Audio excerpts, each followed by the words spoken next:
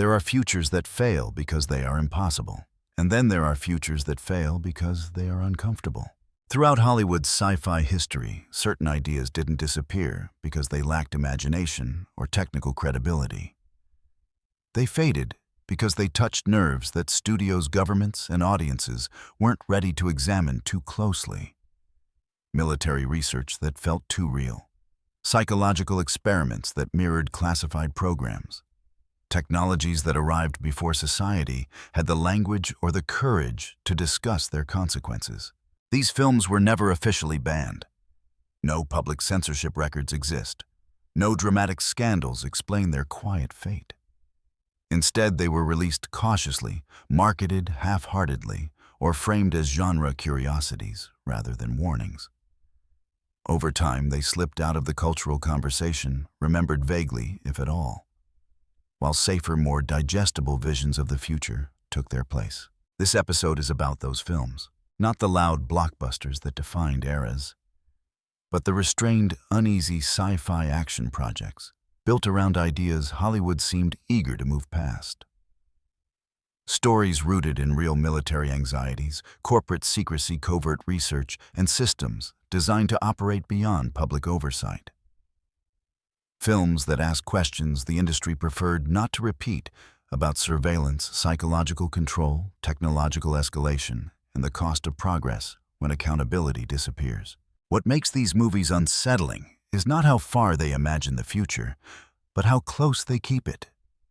Many were inspired by contemporary research, classified initiatives, or emerging technologies that felt too plausible to ignore.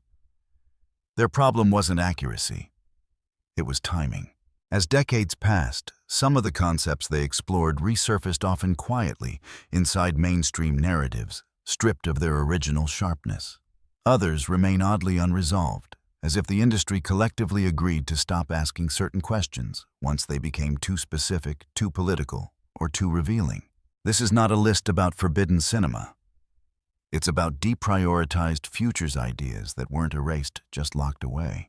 In this episode of Vaulted Futures, we revisit 15 sci-fi action films built on concepts Hollywood seemed unwilling to fully confront. Projects that slipped through the cracks, not because they failed creatively, but because they arrived carrying implications no one wanted to unpack for very long. The question isn't whether these films were right or wrong about the future. It's why so many of their ideas still feel oddly unresolved today. 1. Disclosure, 1994. Disclosure is often remembered as a corporate thriller, but its most forward-looking element lies in how it portrays technology as a tool for narrative manipulation. Virtual reality systems, digital records, and data reconstruction are not neutral aids. They are instruments used to reshape truth within institutional frameworks. The film explores how emerging digital environments allow authority to control not just outcomes, but perception itself. Evidence can be simulated. Context can be engineered. Reality becomes negotiable once it is mediated through systems few people understand. Released at the dawn of widespread workplace digitization, Disclosure captured an anxiety that was still unnamed, that technology would not simply store truth, but curate it.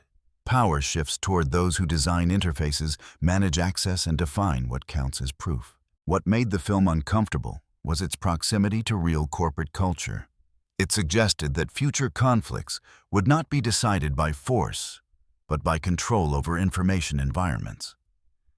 Accountability dissolves when reality can be reconstructed on demand. Although often dismissed for its controversy, Disclosure anticipated a future where technological mediation defines credibility. Its warning feels increasingly relevant. When systems decide what can be seen replayed or erased, the question becomes unavoidable in a digital world. Who ultimately owns the truth? 2. The Hunt for Red. October 1990. Unlike most Cold War thrillers, The Hunt for Red October treats its central technology as the true protagonist. The film revolves around a nearly silent submarine propulsion system capable of reshaping strategic balance overnight. Its power lies not in destruction, but in invisibility. Control is achieved by being undetectable. The narrative focuses on how systems respond when such technology threatens to destabilize existing hierarchies. The fear is not that the weapon will be used, but that it will exist outside predictable command structures. Once concealment becomes absolute, deterrence becomes unstable. Released as Cold War tensions were easing publicly, the film exposed how deeply mistrust and escalation logic were embedded in military planning. Progress did not remove fear. It relocated it into more abstract spaces. Technology designed to prevent conflict instead intensified suspicion. What makes the film relevant to Vaulted Futures is its depiction of innovation being quietly absorbed rather than celebrated. The breakthrough does not lead to transparency or reform. It is folded into secrecy, classified and normalized as another layer of strategic silence. Despite its popularity, the film's implications were rarely discussed beyond plot mechanics. Yet its core concern remains unresolved when power becomes invisible. How do systems verify intent without accelerating conflict? 3. Deep Star 6, 1989. At first glance, Deep Star 6 appears to follow familiar sci-fi horror territory, relocating fear from outer space to the ocean floor. What separates it from routine genre entries is the context in which its threat exists.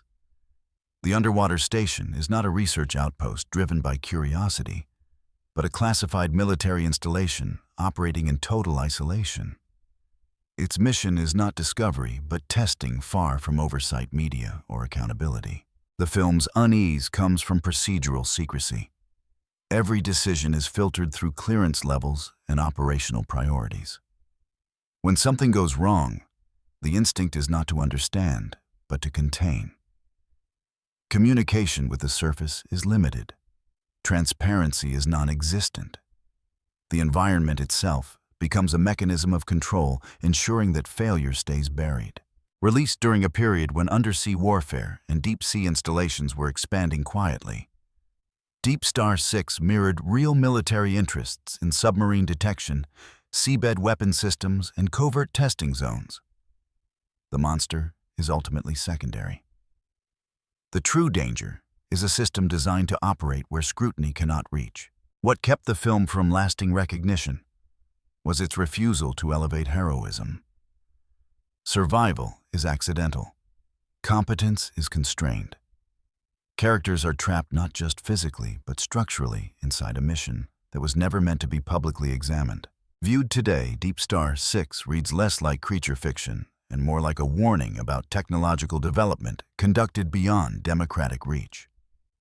It leaves a lingering question: when innovation is pushed into places no one can observe, who decides when it has gone too far? 4.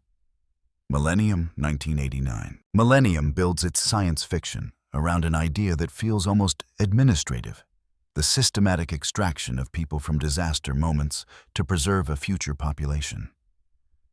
Time travel is not treated as wonder, but as logistics. Plane crashes become collection points. History becomes a resource to be managed. What makes the concept disturbing is its impersonality. Individuals are selected not for heroism or destiny, but for genetic value. Survival is calculated. The future is protected through quiet intervention, leaving the past intact and unaware. Ethics are postponed in favor of outcomes. The film emerged at a moment when long-term planning and demographic modeling were increasingly used to justify policy decisions. Millennium extends that logic across time itself. If future collapse is inevitable, then present consent becomes irrelevant. Unlike typical time travel narratives, the story offers no grand attempt to change history. Instead, it depicts a future that has accepted decline and adapted through extraction rather than prevention. The result is a closed system where loss is managed, not avoided. Despite its ambitious premise, Millennium faded quickly from cultural memory. Its tone was too procedural, its implications too bleak. It lacked spectacle and refused to frame survival as victory. Today, the film's central question feels unfinished. If the future can justify altering the past without its knowledge, at what point does preservation become exploitation? 5. Project X, 1987. Unlike most science fiction built around experimentation, Project X refuses abstraction. Its premise is grounded, specific, and ethically direct. The use of living subjects in classified military research without meaningful consent. The film focuses on a group of test animals exposed to radiation as part of a covert weapons program monitored by scientists instructed not to question outcomes. What makes the story unsettling is how calmly the system operates. There is no chaos, no panic, no visible cruelty. Procedures are followed. Data is collected. Results are recorded. Harm is normalized through routine. The horror lies not in excess, but in restraint. Released during a period of growing public awareness about unethical experimentation, Project X echoed real revelations about military and governmental testing programs. The film draws a straight line between secrecy and moral erosion. When research is hidden, accountability becomes optional. The scientists at the center of the story are not villains by design. They are specialists working within constraints imposed from above. Their conflict arises when technical responsibility collides with human conscience. Knowledge becomes a burden once it exposes consequences that policy refuses to acknowledge. Despite its emotional weight, Project X struggled to maintain relevance. Its tone was too somber, its message too direct. It offered no ambiguity about where responsibility lay and no comfortable distance from reality. Viewed today, the film reads as a quiet indictment of institutional ethics. It raises a question that remains unresolved in modern research when progress depends on secrecy. Who ensures that advancement does not quietly redefine acceptable harm? 6. Blue Thunder, 1983. On the surface, Blue Thunder looks like a conventional action thriller built around a cutting-edge police helicopter. Underneath that framework, however, lies a far more troubling idea: the normalization of military surveillance technology inside civilian life. The aircraft is not merely a vehicle, but a platform equipped with advanced sensors, audio monitoring, and data collection systems originally designed for war zones. The film centers on the quiet transition of power from oversight to automation. Surveillance is justified as protection. Monitoring becomes preventative. Control is framed as efficiency. What makes the system dangerous is not corruption alone, but how easily extraordinary capabilities are reframed as routine law enforcement tools. Released during a period of heightened urban unrest and expanding federal authority, Blue Thunder reflected real debates about domestic surveillance and militarized policing. Technologies once reserved for foreign conflict were beginning to migrate inward, often with limited public discussion. The film imagines a future where visibility itself becomes a form of dominance. What distinguishes Blue Thunder is its emphasis on infrastructure rather than conspiracy. The danger does not come from a single villain, but from an architecture designed to watch continuously. Accountability fades as systems become self-justifying. If technology can observe everything, intervention no longer requires explanation. Despite its popularity at the time, the film's deeper implications were rarely discussed. Its warning was overshadowed by action and spectacle. Yet its premise aged uncomfortably well. Today, as aerial surveillance, facial recognition, and persistent monitoring become normalized, Blue Thunder feels less like exaggeration and more like early documentation. It leaves behind an unresolved question when observation becomes constant. At what point does safety quietly transform into control? 7. Firefox, 1982. Firefox is built around a single technological premise: a weapons system so advanced it responds directly to human thought. The film follows an effort to steal a Soviet aircraft controlled by neural interface, eliminating traditional controls in favor of cognitive command. The idea is presented not as fantasy, but as the logical endpoint of weapons development. What makes the concept disturbing is not its complexity, but its intimacy. Warfare no longer requires distance between decision and action. Thought itself becomes a trigger.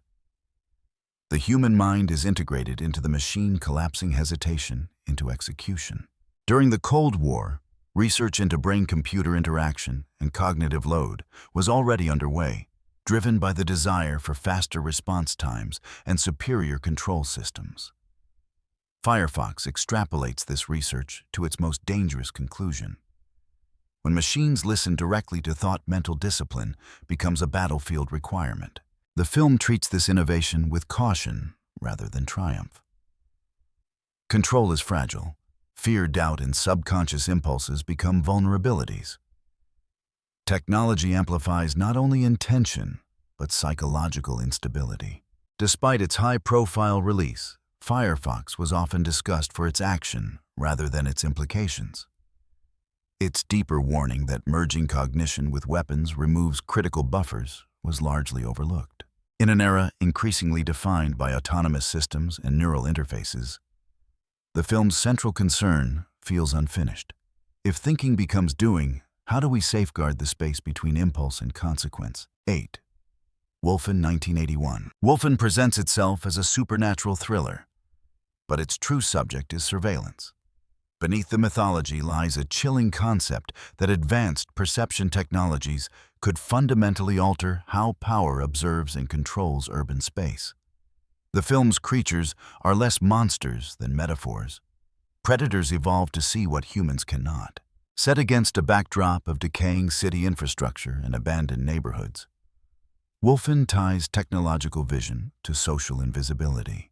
The marginalized exist in spaces that institutions monitor but rarely understand. The creature's heightened senses mirror emerging surveillance tools designed to detect patterns, heat, and movement beyond human capacity. What makes the film unsettling is its implication that progress does not arrive evenly. Technology sharpens perception for those in control while rendering others increasingly transparent. Observation becomes asymmetrical.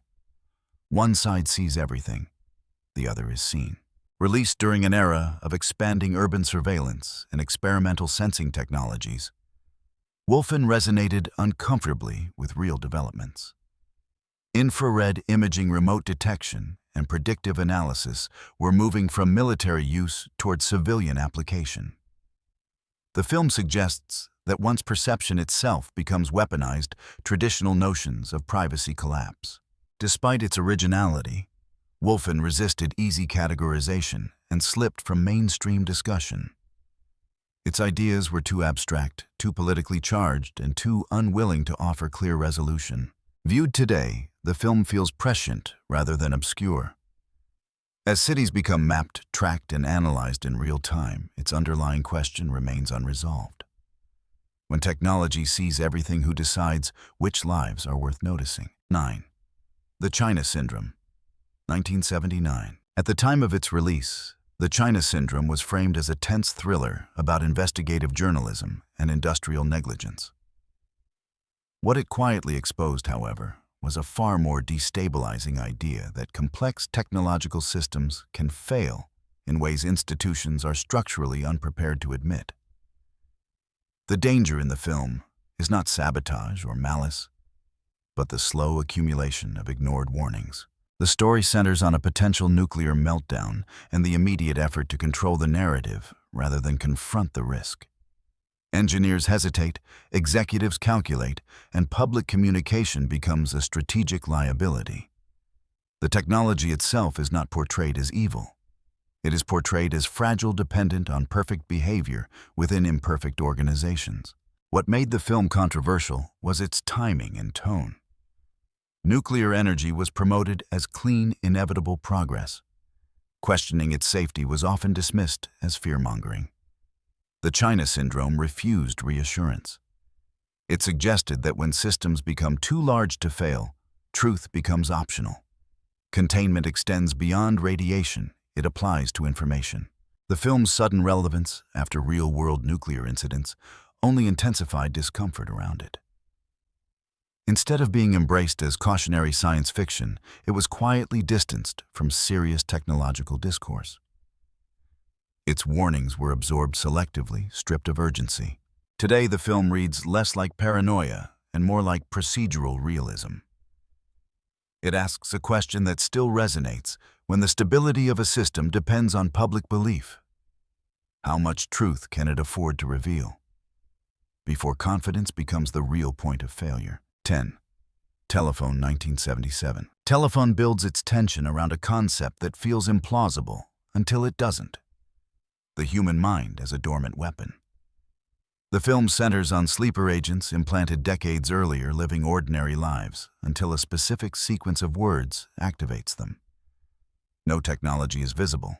No devices are required. The system operates entirely through psychology. Set against the backdrop of Cold War paranoia, Telephone reflects genuine concerns about behavioral conditioning and psychological programming. During the mid-20th century, intelligence agencies on both sides openly explored the limits of suggestion hypnosis and identity fragmentation. The idea that a person could be turned into an unwitting instrument was not dismissed as fantasy, it was actively investigated. What distinguishes the film is its restraint. The agents are not villains. They are victims of a system that erased consent in favor of strategic advantage. Once activated, they carry out actions they do not understand, driven by commands embedded so deeply they bypass conscious thought. Control, the film implies, does not require surveillance if belief itself can be engineered. The most unsettling aspect of Telephone is how easily the system collapses once exposed. The danger is not its sophistication, but its simplicity. Words are enough. Trust is enough. The infrastructure exists inside the individual. Despite its relevance, Telephone never fully entered the sci-fi canon. Its premise was too close to documented experimentation, too politically sensitive, and too reliant on the idea that power prefers subtlety over spectacle. Today, as influence increasingly operates through information repetition and psychological leverage, the film's core warning feels unfinished. If behavior can be shaped invisibly, how do we know when a choice is truly our own? 11. The Cassandra Crossing, 1976. On the surface, The Cassandra Crossing appears to be a disaster thriller built around a biological outbreak. Beneath that framework lies a far more disturbing premise. When containment fails, secrecy becomes policy. The film follows passengers unknowingly exposed to a deadly pathogen, quietly diverted onto an isolated route where their fate can be managed away from public view. What makes the story resonate is its focus on institutional logic. The decision-makers are not sadists or villains. They are administrators operating within systems designed to minimize visibility rather than harm. Saving lives is weighed against avoiding panic political fallout and public accountability. Ethics become negotiable once the situation is labeled a security concern. Released during a period of heightened fear around biological warfare and covert experimentation, the film echoes real anxieties about government research programs and their unintended consequences. The threat is not fictional monsters or foreign enemies, but internal miscalculation. Once a mistake is made, the priority shifts from correction to concealment. The train itself becomes a symbol of controlled inevitability. Its route is fixed. Its destination is predetermined. Those inside are denied agency not through force, but through ignorance. The passengers are not executed. They are processed. Despite its strong cast and tense premise, The Cassandra Crossing struggled to maintain long-term cultural presence. Its implications were too uncomfortable. It suggested that systems designed to protect the public may quietly accept collateral loss when transparency becomes inconvenient. In retrospect, the film reads less like speculative fiction and more like a procedural warning. It raises a question that remains painfully current when safety and secrecy collide. Who gets to decide which one matters more? 12. The Questor Tapes, 1974. What makes the Questor Tapes unsettling is not its vision of artificial intelligence, but how casually that intelligence is treated as property. The film introduces an advanced humanoid being, created by a private research consortium designed to look human, learn independently, and solve complex problems beyond ordinary capability. From the beginning, Questor is not framed as a marvel. but as an asset valuable only insofar as it can be controlled. Unlike later portrayals of AI rebellion, the conflict here is quieter and more bureaucratic. Questor is programmed to seek knowledge about his origins, yet those who built him have already decided that such curiosity is a liability. The danger is not that the machine might turn violent, but that it might ask questions its creators are unwilling to answer. Intelligence becomes a risk once it exceeds its assigned function. The film emerged during a period when artificial intelligence research was transitioning from academic theory to institutional investment. Governments and corporations were exploring machine reasoning, pattern recognition, and autonomous decision-making, often behind closed doors. The Questor tapes reflects an anxiety specific to that moment. What happens when something we build understands us better than we understand it? What keeps the film grounded is its refusal to escalate into spectacle. There is no apocalyptic threat, no grand confrontation. Instead, tension arises from containment. The more capable Questor becomes, the more urgently the system around him seeks to limit his autonomy. Intelligence, the film suggests, is acceptable only when it remains dependent. Despite its prescience, the Questor tapes faded quickly from view. Produced for television and never fully embraced as either science fiction or drama, it existed in an awkward space, too thoughtful for mass appeal, too speculative for mainstream credibility. Its questions were left hanging. Today, as artificial systems increasingly operate as decision-makers rather than tools, the film's central dilemma feels unresolved. If intelligence can be created, but autonomy cannot be tolerated, then the future it implies is not one of liberation, but of perpetual supervision. 13. The Ground Star Conspiracy, 72. At a time when satellite technology was still largely invisible to the public, the Ground Star Conspiracy built its tension around a simple but unsettling idea: control of space-based systems confers power that operates beyond public oversight. The film centers on a classified military satellite program capable of unprecedented surveillance and strategic dominance. When key scientists begin dying under suspicious circumstances, the technology itself becomes the silent center of the conflict. Rather than presenting futuristic speculation, the film grounds its premise in contemporary reality.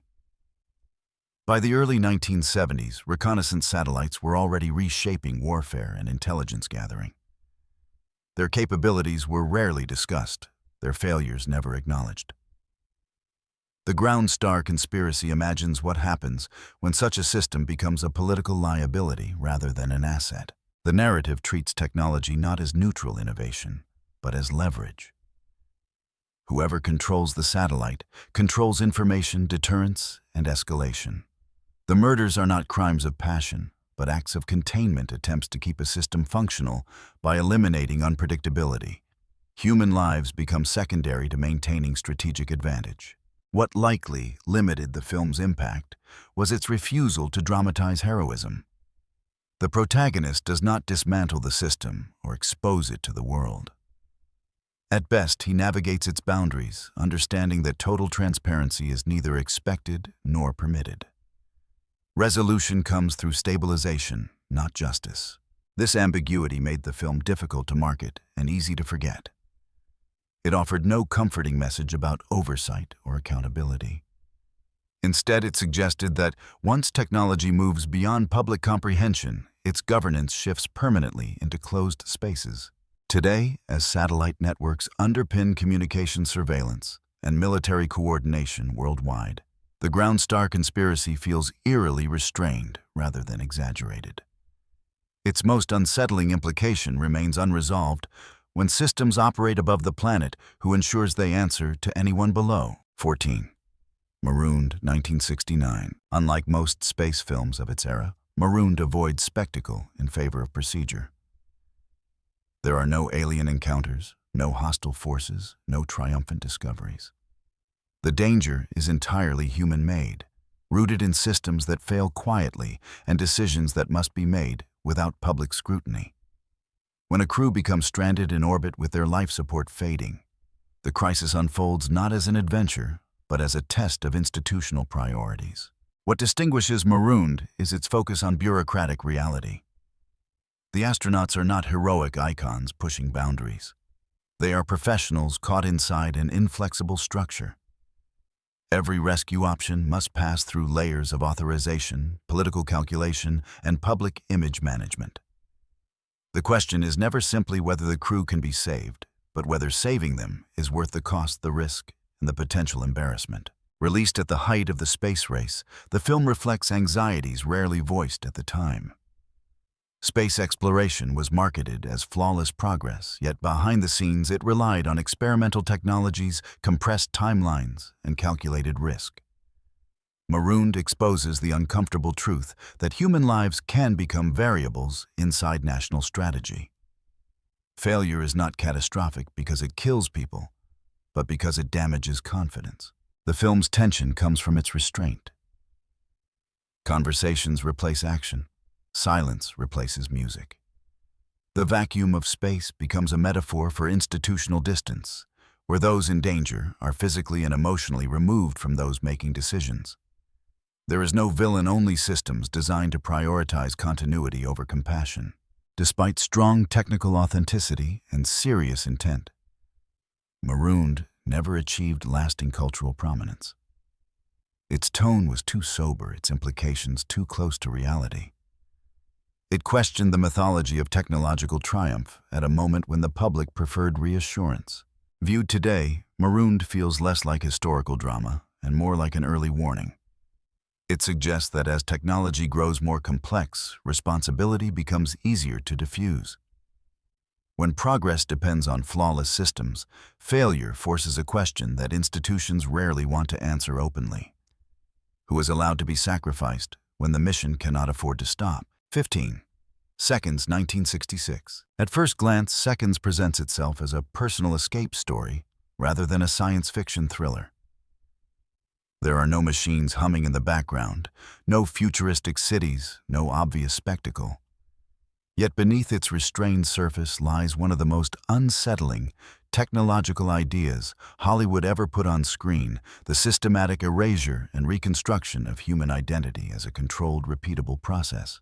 The film follows a middle-aged banker who is recruited into a secretive organization promising a second life. Through advanced surgery, behavioral conditioning, and psychological manipulation, he is physically transformed into a younger man and inserted into a carefully manufactured new existence. The process is framed not as a miracle, but as a corporate service, clinical, efficient, and disturbingly routine. What matters is not who you become, but how seamlessly you can be replaced. What makes Seconds remarkable is how closely its premise mirrors real-world anxieties emerging during the 1960s. At the height of Cold War experimentation, governments were openly funding research into personality alteration, behavioral control, and psychological reprogramming. Projects involving sensory deprivation, chemical influence, and identity fragmentation were not science fiction abstractions. They were active lines of inquiry. Seconds simply asked, what would happen if such experiments were privatized, monetized, and stripped of moral oversight? The film's refusal to romanticize reinvention is what likely pushed it to the margins. Transformation does not bring freedom. It produces alienation. The protagonist's new life feels hollow, scripted, and increasingly unbearable. Identity, the film suggests, is not a surface that can be redesigned without consequence. The more perfectly the system functions, the less human its outcome becomes. Upon release, Seconds struggled to find an audience. It was marketed ambiguously, misunderstood as a thriller, and criticized for its bleak tone. Its ideas were too intimate and too uncomfortable, offering no heroic resistance and no technological optimism. Instead, it presented a future where control operates quietly, politely, and legally. Decades later, Seconds feels less like a relic and more like a blueprint. In a world increasingly defined by curated identities, biometric data, and algorithmic self-reinvention, its central question remains unresolved. If identity can be redesigned, who decides when the original version is no longer acceptable? These films were never meant to predict distant futures. They were warnings shaped by the technologies, institutions, and assumptions of their own time. What makes them unsettling now is not how much they imagined, but how little of their concerns feel resolved. Surveillance became normalized. Secrecy became procedural. Control shifted quietly from visible authority to invisible systems. What was once framed as speculation has slowly reappeared as infrastructure. The questions these films raised were never answered. They were deferred. Absorbed into safer narratives, stripped of urgency, locked away under new terminology. Looking back, the most disturbing element isn't that Hollywood moved on from these ideas. It's how often those same concepts resurfaced later, diluted, reframed, or quietly accepted once they became unavoidable. So the real issue isn't whether these films were right or wrong about the future. It's whether ignoring their discomfort made the transition easier. Which of these ideas do you think Hollywood avoided for the longest? And why? Were they buried because they were unrealistic? Or because they were already too close to the truth?